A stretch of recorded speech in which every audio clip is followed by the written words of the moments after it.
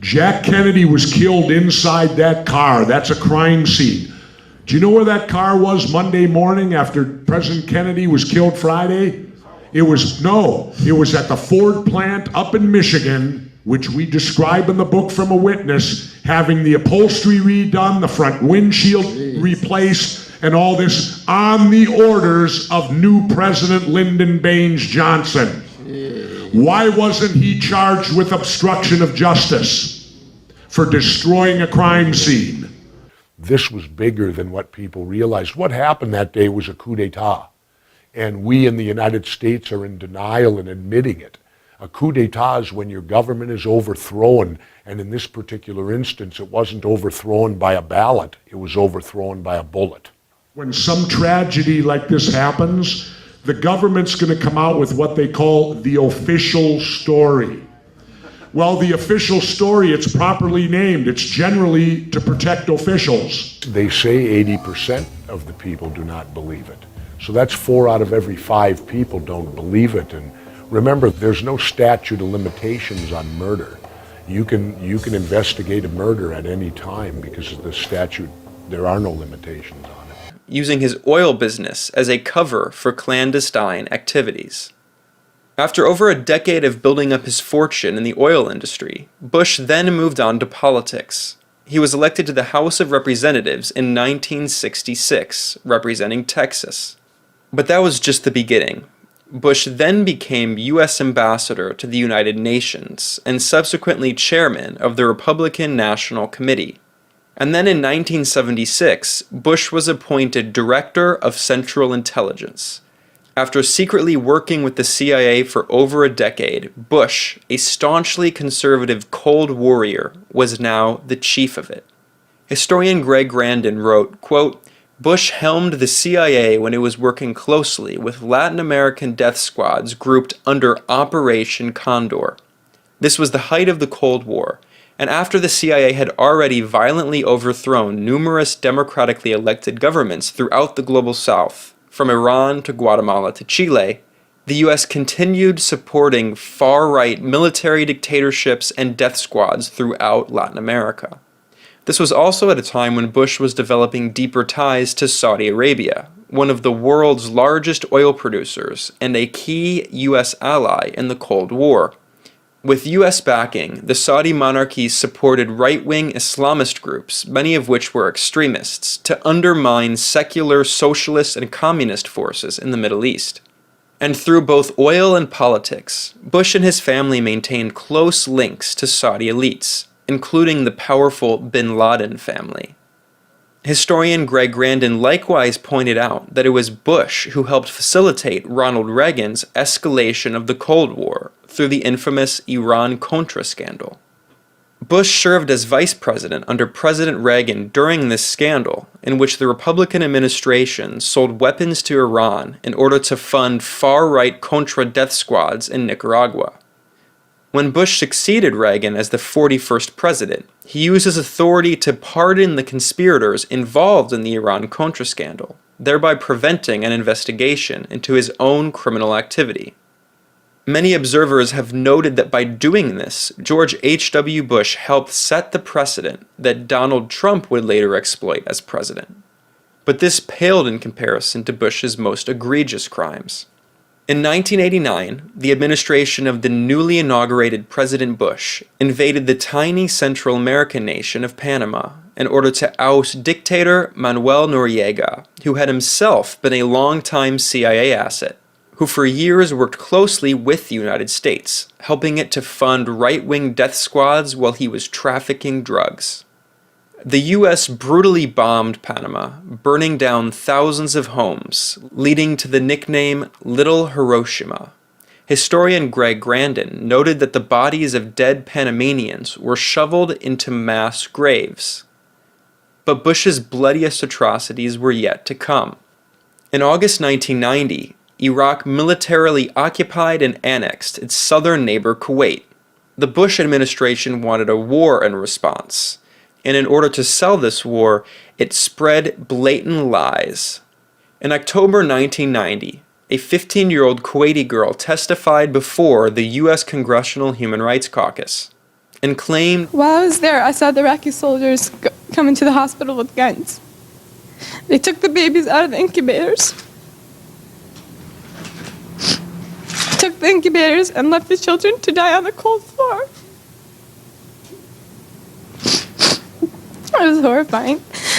Human rights organizations like Amnesty International obediently echoed this myth, and George H.W. Bush used it to justify a war on Iraq. And they had kids in incubators, and they were thrown out of the incubators so that Kuwait could be systematically dismantled. It was only after this war, in 1992, that it was revealed that this 15-year-old girl was actually the daughter of Kuwait's ambassador to the U.S., and that the lies she spread had been orchestrated by a PR firm on behalf of the Kuwaiti monarchy.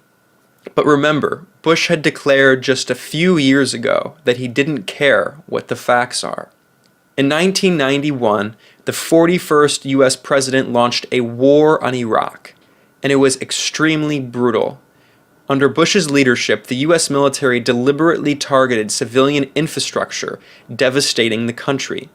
Just weeks after the end of the war, the United Nations published a survey analyzing the civilian damage done by U.S. bombing. The UN found that Iraq was, quote, near apocalyptic, that it had been bombed back, quote, to a pre-industrial age, and that the country was on the verge of a, quote, epidemic and famine. The U.S. military also used depleted uranium weapons in Iraq, leading to birth defects, high cancer rates, and environmental damage that Iraqis are still suffering from to this day. Even the Washington Post, which supported the war, acknowledged 4 months after it that the U.S. and its allies, quote, sought to achieve some of their military objectives in the Persian Gulf War by disabling Iraqi society at large. And the U.S., quote, deliberately did great harm to Iraq's ability to support itself as an industrial society. Precision-guided weapons were used to specifically target electrical plants, oil refineries, and the transportation grid. The U.S. destroyed more than 100 bridges, along with roads, railroads, factories, phone networks, and TV and radio stations.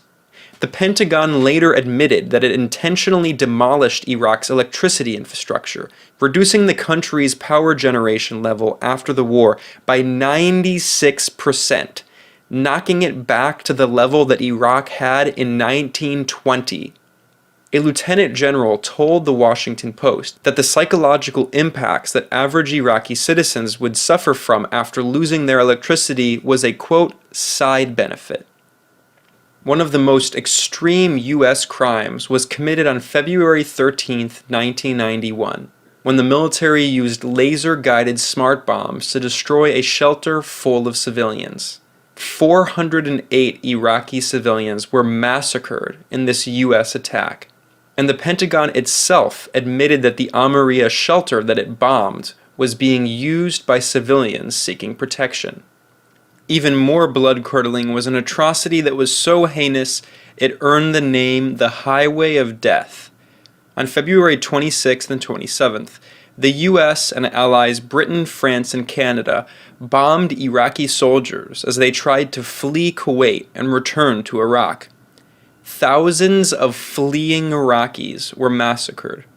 There were even reportedly some civilians among the soldiers as they tried to flee, including foreign workers and Palestinians who were expelled by the Kuwaiti monarchy. They were all bombed to pieces. Thousands died. The exact number of victims is unknown. The aftermath of the Gulf War was beyond catastrophic.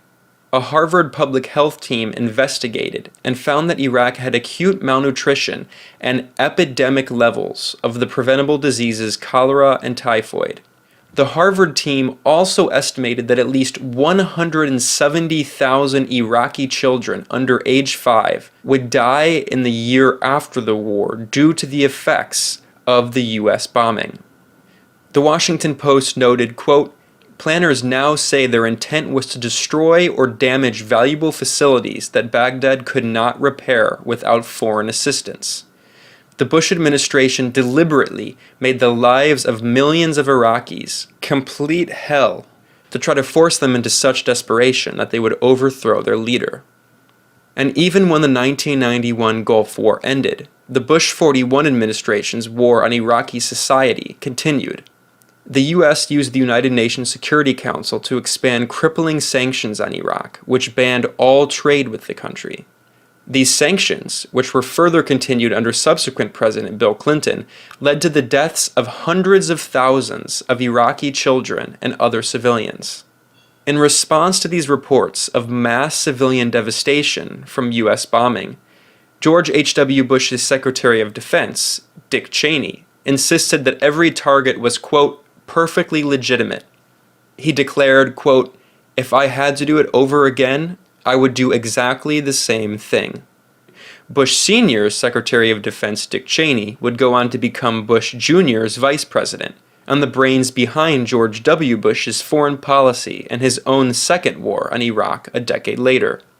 Moreover, H.W. Bush's chairman of the Joint Chiefs of Staff, Colin Powell, later served as W. Bush's Secretary of State. Given the overlap between Bush 41's administration and that of Bush 43, it is no surprise that Bush Jr. followed in his father's footsteps, launching another devastating war in the Middle East, which destabilized the region and led to more than 1 million deaths. These crimes fly directly in the face of the corporate media's portrayal of George H.W. Bush as a principled moderate, and expose the cynicism behind the attempts to distance him from the political horrors that followed.